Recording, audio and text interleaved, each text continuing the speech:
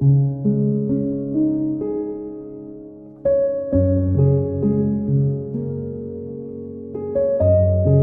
Afternoon everyone. आज का हमारा टॉपिक है blood transfusion, in which blood is received from the donor and transferred to the recipient. Receive करते हैं donor से, ट्रांसफर करते हैं रिसिपिएंट को। समझो, ब्लड ट्रांसफ्यूजन एक ऐसी प्रक्रिया है जिसमें डोनर जो रक्त को दान करता है उसके शरीर से रक्त को बाहर निकाल लिया जाता है और इस रक्त को रिसिपिएंट जो कि रक्त को ग्रहण करेगा उसके शरीर में रक्त को चढ़ा दिया जाता है। सिंपल क्वेश्चन मैं आपको बताने वाला हूं, सिंपल चीज बात कर रहा हूं कि भाई मैं ब्लड निकालूंगा डोनर से, चढ़ा दूंगा रिसिपिएंट में। डोनर जो होगा जिससे ब्लड निकाला है, रिसिपिएंट वो जिसको ब्लड चढ़ाया है। सिंपल बात है, ठीक है।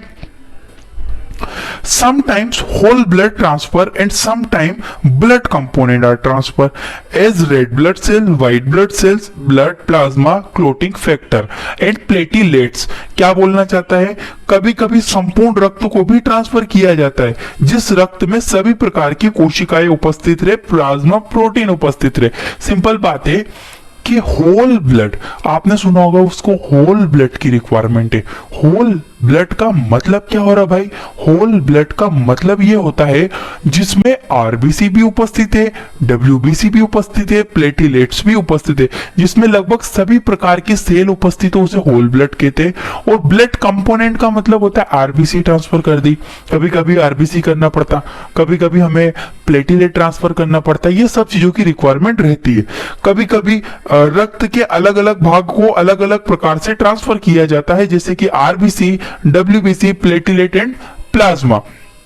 अब मैं इनको अलग अलग टाइप से ट्रांसफर कर सकता हूं। डिपेंड करता है कि मरीज कैसा है, उस मरीज को, उस रिसिपिएंट जो लेगा ब्लड, उसे किस चीज की जरूरत है, ये चीजें हमें माइंड करनी होती है। Blood transfusion must be harmless to the donor as well as it is harmless to the recipient. बोल 18 से 60 साल के बीच वाले व्यक्ति का ही रक्त निकालना। रक्त देने वाले की उम्र 18 साल से ज्यादा और 60 साल से कम होनी चाहिए। क्या क्राइटेरिया बता रहा है कि 18 से तो ज्यादा पर 60 साल से कम, बिटवीन 18 टू 60, ठीक है। 18 से 60 के बीच में उम्र वाले का ही रक्त हमेशा लेना चाहिए। Selection criteria, weight should be 45 kg। वजन देखो 45 किलो से कम का वजन है हमें नहीं लेना है। 45 किलो एक जनरली सिलेक्टेड क्राइटेरिया, 45 किलो से अबव वाले का ही हमें ब्लड निकालना चाहिए। रक्त देने वाले का वजन 45 किलो से ज्यादा होना चाहिए। Haemoglobin should be 12.5 gram. Haemoglobin कितना होना चाहिए उसका? बोल रहा है जो रक्त दे रहा है उसका हीमोग्लोबिन 12.5 ग्राम से ज्यादा होना चाहिए, ठीक है। Any history of viral hepatitis और एड्स। देखो, यदि जो रक्त को दान कर रहा है, यदि HbSAg या HbSAg का मतलब होता है हेपेटाइटिस बी सरफेस एंटीजन, या HIV या कोई अदर जीवाणु या विषाणु का इन्फेक्शन हो तो उसे रक्त नहीं देना चाहिए। कोई डोनर आया, बोल रहा मुझे ब्लड डोनेट करना है, हमें ब्लड निकालना है, तो उससे बोलना है कि आपने कि भैया आप ये बताओ आपको कोई बीमारी तो नहीं है, पहले जनरल हिस्ट्री लेना है, फिर उसका ब्लड निकाल के हमें कुछ मेजर टेस्ट करना भी पड़ता है। HIV में मलेरिया हुआ है या हुआ था तब उसका ब्लड नहीं लेना चाहिए। If donor was alcohol drinking in one day, यदि किसी व्यक्ति ने किसी भी प्रकार के नशे का सेवन, अल्कोहल, शराब वगैरह का सेवन, किसी भी प्रकार के नशे का सेवन यदि किया हो, तब भी उसको ब्लड ट्रांसफ्यूजन रिएक्शन नंबर 1 कौन सी बताई? Allergic reaction. कभी कभी मरीज को एलर्जी होने लगती है, जैसे ईचिंग चलना, खुजली चलना। यदि ऐसी कोई दिक्कतें दिखाई दे रही है तुरंत बंद कर दो, ब्लड को ट्रांसफर नहीं करना चाहिए। fever, some person has fever after the receiving a blood or during the receiving a blood. Normal condition it may be occurs। क्या बोलना चाहता है?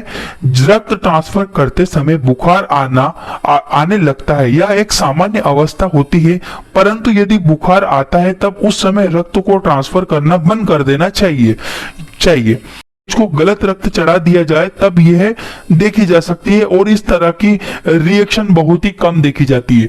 एक्यूट हीमोलाइटिक रिएक्शन का मतलब होता है, एक्यूट मतलब सडनली हुई हो, हीमोलाइटिक ब्लड टूट रहा हो, रिएक्शन तो पता ही है रिएक्शन हो रही है। तो याद रखना एक्यूट हीमोलाइटिक रिएक्शन बहुत ब्लड चढ़ाने पे, रॉन्ग ब्लड ट्रांसफ्यूजन में ए नेगेटिव को आपने बी पॉजिटिव चढ़ा दिया, तुरंत क्या होगा, उसकी बॉडी रिजेक्ट कर देगी, उसकी डेथ हैंड टू हैंड हो जाएगी, लीवर फेल, किडनी फेल, तुरंत ऐसी प्रॉब्लम्स होती है। तो याद रखना ब्लड ट्रांसफ्यूजन रिएक्शन 3 प्रकार की होती है। एलर्जिक रिएक्शन, जब भी हो तब ब्लड ट्रांसफ्यूजन बंद कर दो, मत करो। फीवर, यदि बुखार आ रहा है तो एक नॉर्मल कंडीशन है, निकाल दो, पैरासीटामोल दो, उसको फीवर उतरे फिर से उसको ब्लड कंटिन्यू करो। एक्यूट हीमोलाइटिक रिएक्शन बहुत ज्यादा सीरियस होती है, ये हमेशा नहीं होती, बहुत रेयर होती है, बहुत कम दिखाई देती है। दान करते समय चक्कर आए डोनर को तो उसे अच्छे से लेटा देना चाहिए और एनर्जी ड्रिंक देनी चाहिए। हमने देखा, आपने कभी करे डोनेशन किया हो तो आपको कुछ पीने के लिए देते हैं, वो कलेक्शन के बाद, डोनेशन के बाद आपको कुछ देते हैं। करने के बाद डोनर को बोलना है आप हेल्दी खाना खाओ जिसमें ज्यादा पोषक तत्व रहे, ऐसा खाना खाओ जो जल्दी पच जाए, जल्दी आपको एनर्जी मिले। डोनर को रक्तदान करने के बाद अच्छा खाना खाना चाहिए और ज्यादा से ज्यादा पोषक तत्वों को लेना चाहिए आफ्टर द डोनेशन के बाद। हेलो। मैं आपको थैंक यू कहना चाहती हूँ। थैंक यू किस लिए? वो एक्चुअली मुझे ना थैलेसीमिया है, ओह और हर महीने आप जैसे अंकल आंटी खून देते हैं और मेरी मदद करते हैं, पर मुझे पता नहीं वो कौन है, इसलिए सबको थैंक यू बोल देती हूँ। So thank you. पर बेटा मैंने तो कभी ब्लड डोनेट किया ही नहीं।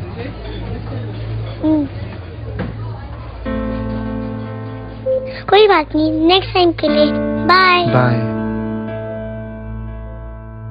18 साल की उम्र से रक्तदान करें, ये किसी की जिंदगी बचा सकता है।